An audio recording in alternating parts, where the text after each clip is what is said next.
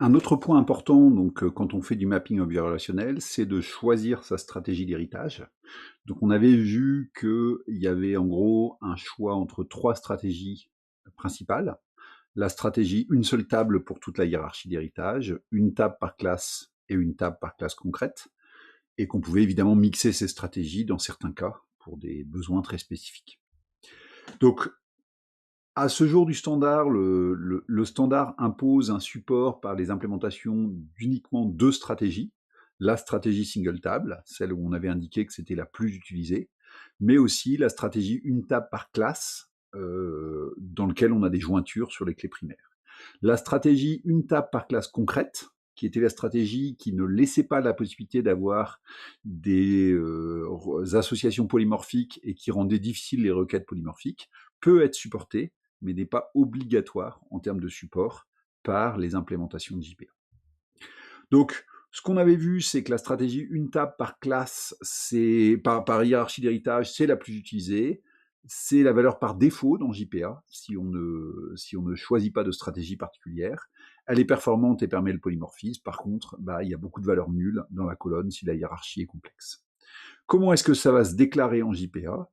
En en-tête de la classe mère, on va déclarer toujours la partie entity, on va déclarer la partie héritage, et dans la partie héritage, on va pouvoir choisir la stratégie, par exemple, une seule table.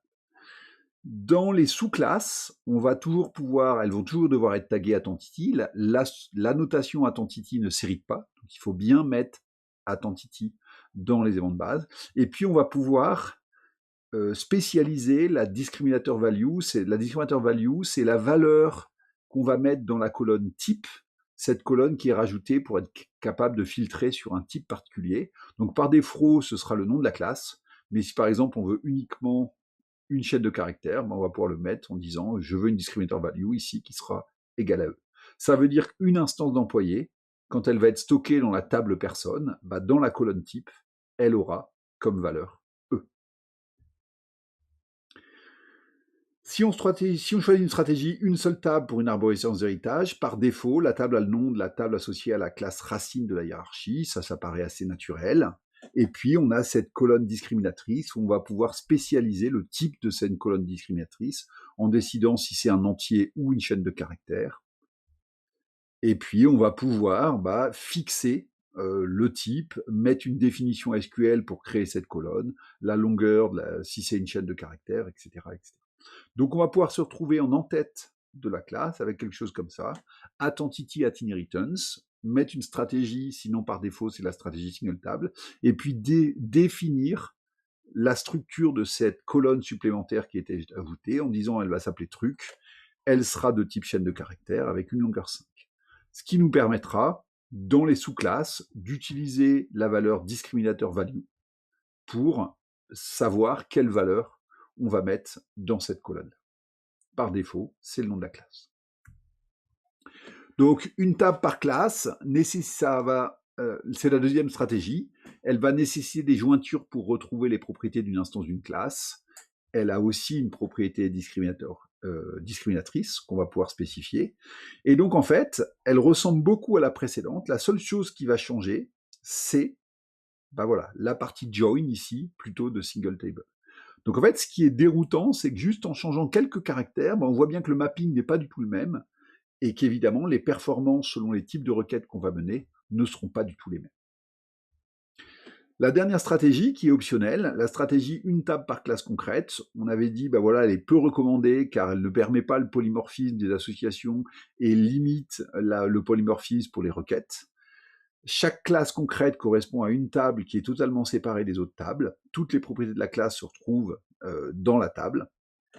De nouveau, cette stratégie-là, si on veut la choisir, la seule chose qui va changer, c'est la capacité à choisir cette partie définition table par classe.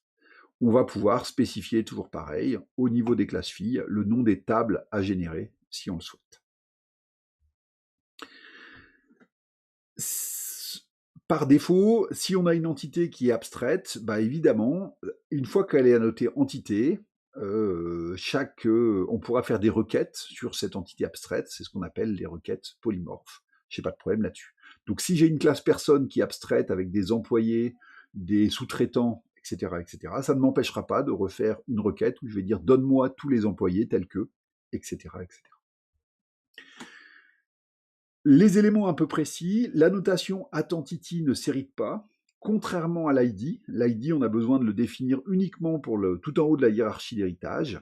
Donc, le fait que attentity ne s'hérite pas, ça veut dire que les sous-classes entités d'une classe doivent toutes être annotées aussi par attentity. Sinon, il va ignorer les attributs de la sous-classe à ce niveau-là. On peut aussi avoir des stratégies un peu particulières si on souhaite que la classe mère ne soit pas une entité. On va pouvoir quand même mapper les éléments de cette classe mère, etc., avec des annotations particulières. De nouveau, je ne vais pas rentrer dans le détail, ce n'est pas un scénario qui est si classique, mais sachez que dans le langage, enfin dans l'ensemble des annotations qu'ils ont prévues pour décrire le mapping, ils ont été assez exhaustifs et qu'entre autres, ils permettent aussi ce scénario-là.